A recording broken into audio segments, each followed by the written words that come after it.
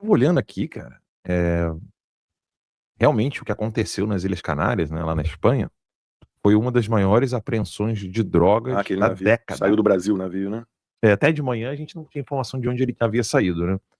Depois teve a informação de que ele passou pelo Pará, passou em Fortaleza, no Ceará.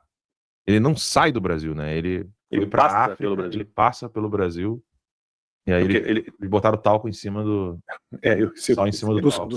Já faz a mistura ali mesmo. Sal em cima do talco. Já chega, Gostei. já chega misturada, farinha. Parece que a bandeira era de camarões. Isso. É uma salada mesmo, tem sal, tem farinha, tem camarão. Então isso tem tudo, né? Isso tem uma característica evidente de que nós estamos diante de um esquema que não é só de um cartel, né? Sim. De vários.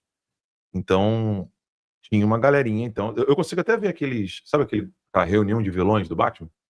Tá? Sim. Sindicato do crime. Sindicato do crime, todo mundo preocupado com o Batman. E o Batman é o Trump, né?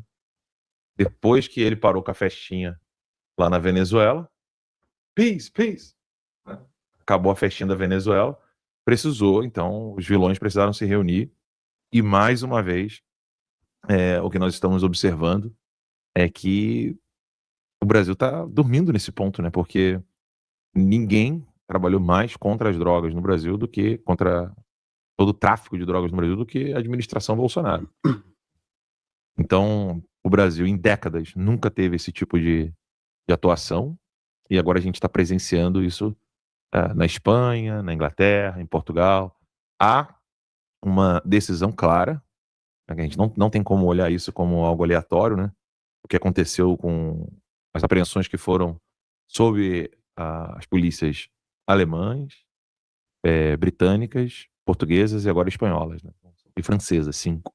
Eu tenho de memória aqui 5 países, sem contar os Estados Unidos, que já estão fazendo esse tipo de trabalho, e o Brasil está em todos. Está em todos. Em todas, né? Então era o momento da gente poder estar fazendo uma movimentação no país. Os deputados vivem dizendo que eles não têm muito o que fazer, né? Eu discordo, eu acho que tem muito o que fazer. Já que os deputados não querem fazer, eu convido a vocês, né?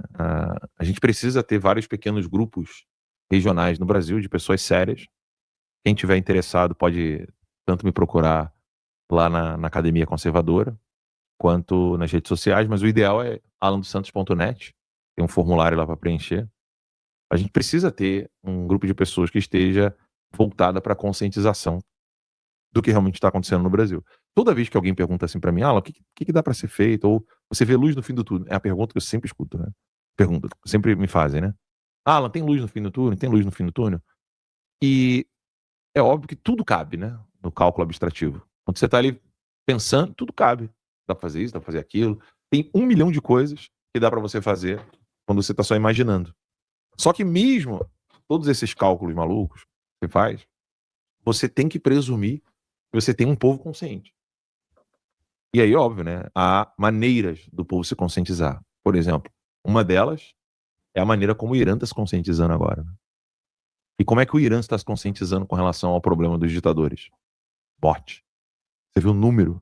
Como é que subiu? As previsões são de 20 mil mortes. Ainda não tem como calcular. É muita gente. Então, assim, eu estou observando de perto o que está acontecendo no Irã. Pode chegar a 20 mil, tá, gente? Não chegou ainda não. Não se sabe. Mas provavelmente pode se chegar a ou 20 ou quase 20 mil pessoas mortas. Tem vídeos horrorosos, que são vídeos reais. O pessoal está falando que 12. Não, 12 é o que se tem já da estimativa atual. Mas de acordo com as pesquisas que estão sendo feitas, vocês viram uma rua onde 300 pessoas foram mortas de uma vez?